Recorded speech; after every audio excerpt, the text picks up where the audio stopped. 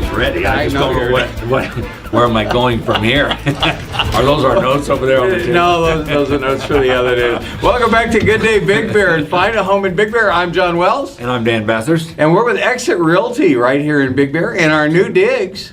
New digs. Got it going. Yeah. I figure we're probably maybe 2 weeks at the absolute most away from opening the door. Well, it's finish. Yeah, it's all finished work right now. You can actually drive by and know we're going to be there. It takes forever to get that stuff done. We're doing a remodel on my house. Nice. And my wife goes, so why is this taking so long? And you're still together? Yes. Yes, went through the whole thing all summer. All summer we did this. And now we're getting ready for winter.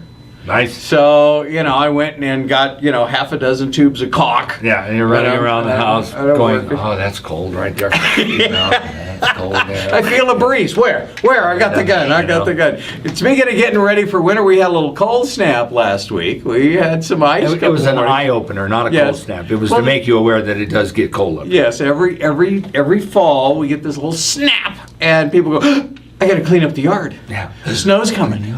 And we're going to talk a little bit about getting ready for winter if you own a cabin up in the mountain, especially our second homeowners. Yes. Which is the preponderance of our property here. It's 20 some odd thousand. Another word I have to look up. Preponderance there. Most of them. The biggest chunk of. Okay, thank you very much. And one of the things is, the meter readers and the utility people, if there's a power outage and they need to get to lines or stuff like that, they can come through your yard. Yes. And worst thing to do is have somebody break their ankle because you left little Tommy's wagon out there. It's only a small lawsuit. A small lawsuit or little piles of lumber that you may have in places. So, police the outside of the house. Yes. Get somebody to go around, take a look at everything, and clear the areas. Yeah, please. Please, that's very important. And on top of that, there are rules and regulations for parking. And even down to the simplest thing, during the wintertime, you're not allowed to park on the roads because the plowing. They have that right away, and if they have to go around you, or if they hit your car, or because you've left it out there, some people live in tight areas. You need to know that in those tight areas, you got to clear an area, get that car off the road as much as possible. But the biggest hazard is people that leave their trash cans out. You can't put those cans out near the edge of the road. You got to put them back. They still have to have access to them, or they won't touch them. But if they have to go around your trash cans, or you take out that garbage, it's not a good thing, and you will get cited. And they don't hesitate to cite you for it. So and if you park up in Moonridge, particularly during a snow alert, the car will be gone. Yeah, and they don't push it over the edge. And they will tow your car. They will give you a citation. Yes. They will not mess around with it. These are very important things that people that live in Big Bear need to know. So keep an eye on that one. Second thing, as long as you're on the outside of the house, look around. Some of the things to look for. First of all, it's now an ordinance. I think you get grandfathered in if you don't have a little shed over your gas meter. Oh no, that's an absolute, especially in new construction. Some people, and they put it out there, but the reason for that is so that they can still read your meter, and if they have to come in and dig it. But the worst part about that I don't believe that people are aware of, there is some minimal seepage in gas meters. And if you bury that gas meter in snow, then you're going to back that up, and it will build up right there in that area. So it is very important. It is actually, as you say, it is an ordinance that meter has to stay clear.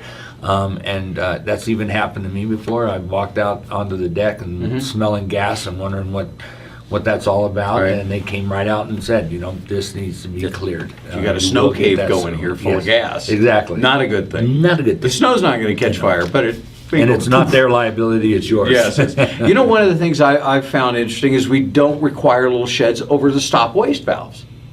No. Because stop and waste valves are up to the discretion of the builder as to where you're going to put them. Okay, some are out at the curb, some are under the deck, some are poking up through the kitchen floor. I mean, it's amazing where you can find a stop and waste valve. If you live down in the desert, you probably don't have one of these. No. But give us a quickie on A, how do I find the stop waste? And B, what the heck's it for?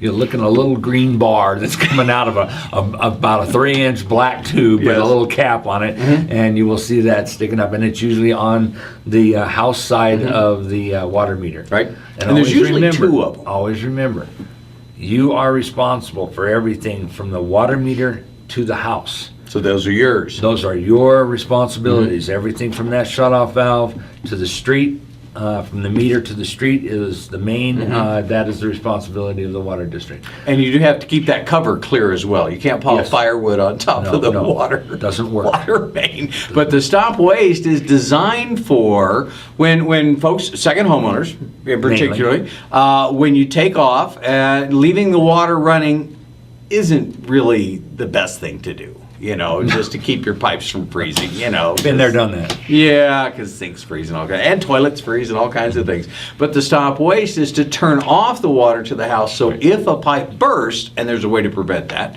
you don't have just water flowing into the house. Right. So you need to find out, there's usually 2 of them, one for the outside spigots and one for the inside. Right. But turning the water off, and by the way, this isn't, 5 or 6 spins. It's a quarter turn. Quarter turn.